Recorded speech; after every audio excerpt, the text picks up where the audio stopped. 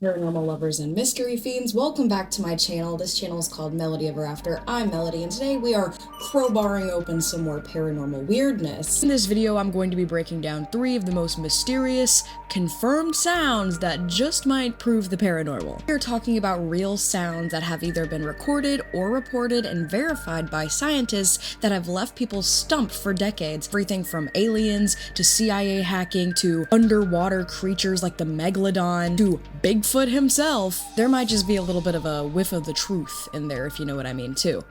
And also, like, the truth of what caused them. Imagine you're lying awake at night and you can't sleep because there's a constant buzzing in the back of your brain that seems to penetrate reality and be inside your head. A, you haven't taken your meds lately, happens to the best of us. Option B, you're experiencing something called the hum. From the CIA to the military to government operations. Hum is a low-frequency buzzing sound that only a handful of people can hear, but it has been reported over various different states and confirmed that it probably is a real phenomenon.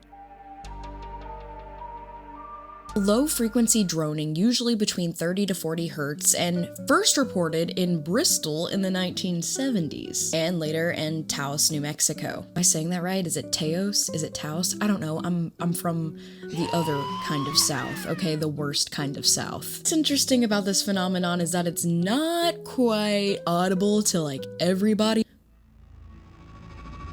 There's a bug trapped in my ring light. I'm gonna have to burn my house down.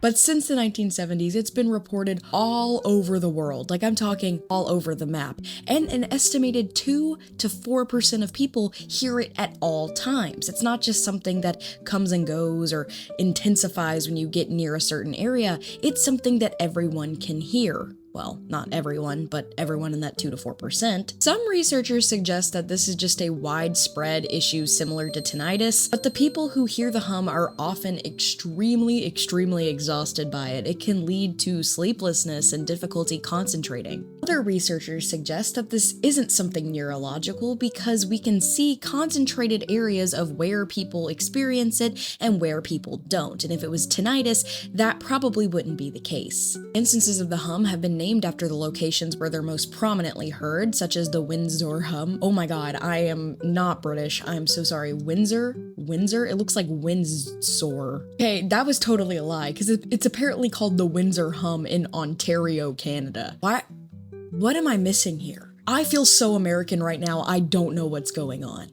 Putting all of that aside, some theories are even trickier yet, like infrasound, jet stream resonance, ELF radio waves, CIA operations, drilling operations, and of course, aliens. Barriers gatekeeping you from being late-night insomnia's lone survivor, or is the CIA piping ABBA's Dancing Queen into your ears? We may never know.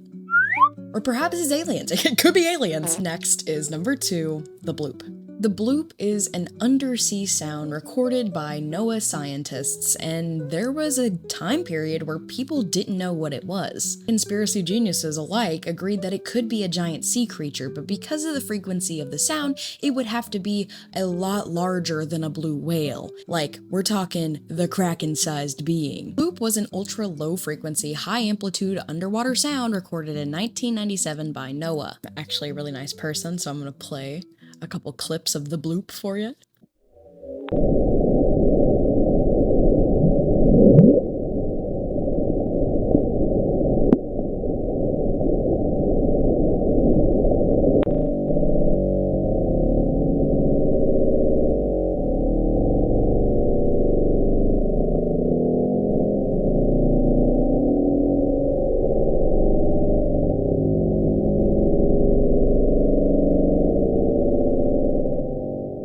People say that this sounded like it could have been military technology or a giant sea monster. Me personally, I think it sounds like a Honda motorcycle revving up. I think it sounds like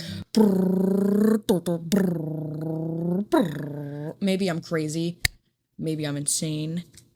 But scientists eventually traced the bloop to an earthquake, or rather, an icequake. What's an icequake, you may ask? It's glaciers cracking in Antarctica, and the sound waves carry through the ice, through the water for thousands of kilometers. The bloop was originally by scientists considered to be some kind of threat, like maybe some giant underwater creature that was lurking far beneath the surface, but what it actually was one of the first ever indicators of global warming. So the real monster was just, us. Glacier 1, giant sea monster 0. We have my personal favorite, the Sierra Sounds.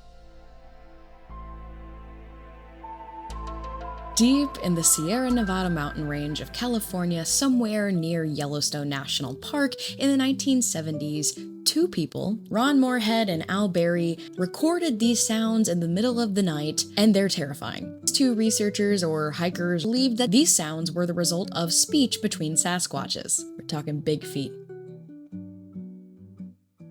Why don't you have socks on right now? Originally starting out as whoops and grunts, these sounds eventually kind of spiral into sounds that do actually mimic a type of language, which was actually pretty weird. And Barry captured these vocalizations, they sent them to scientists and actually uncovered from per scientific data, these sounds could not be created by human vocal cords alone, as they were much too deep for a human to recreate at that volume. That would mean that whatever creature created these sounds would have to have vocal cords that were significantly longer in length than a human's. Because I'm so nice, I'm going to include them.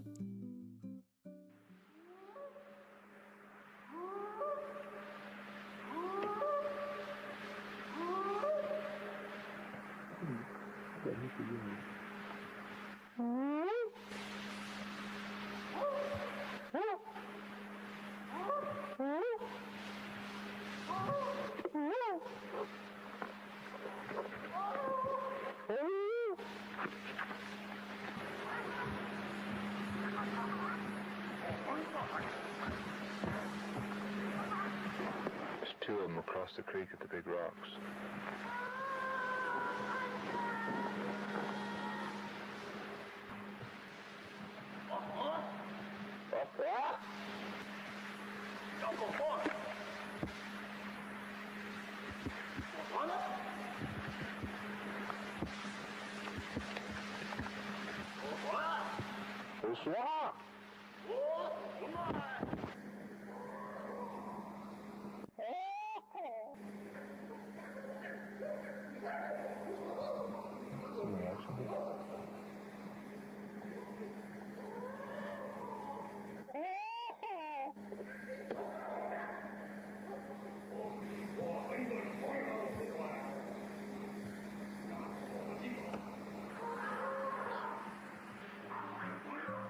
People believe that the Sierra Sounds are debunked, but there are also several conspiracy theorists that believe that the Sierra Sounds are totally real, and the jury is actually out on this one. So far, we've had the hum, which is unproven. What is the cause of that? We've had the bloop, that is completely proven what the cause of that was, and we have the Sierra Sounds that we basically do not know the answer to. Anthropologist Grover Krantz noted that the tracks and the recordings seemed fake, and later, sound specialists confirmed that a human could produce these kinds of tones of that volume by cupping their hands and shouting into a log-shaped megaphone, like a cylindrical megaphone. Log-shaped is kind of a weird way to put that. Bigfoot deniers and Bigfoot haters aren't the only people that have said that the Sierra Sounds are fake. Jeff Meldrum, who is responsible for those giant casts you see of supposedly Bigfoot's footprints, he is supposedly some kind of cryptozoologist that believes that Bigfoot is real, has also disproven that the Sierra Sounds are real in his own way. So whether these are credible or not is kind of up to whoever is determining them. But I just want to say that is not a good look for Jeff Meldrum, since he is someone who is trying to prove the existence of Bigfoot, going around and disproving everyone else's evidence of it. Hey, that's not the best way. That is not the best way to get people to believe you, buddy. Whether these sounds are real or not is actually completely up to interpretation, because some people say, yeah, this is real, some people say, no, it's not.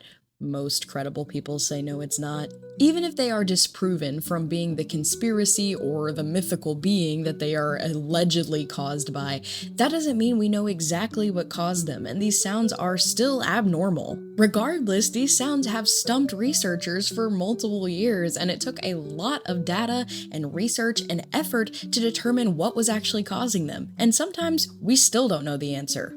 next time you think that maybe your house is haunted or you're hearing secret messages every time you flush the toilet, maybe just buy some earplugs or call a plumber. This channel is called Melody Ever After. I hope you have enjoyed this video. If you have, maybe leave me a comment. I hope you enjoyed this video. My name is Melody. Until next time.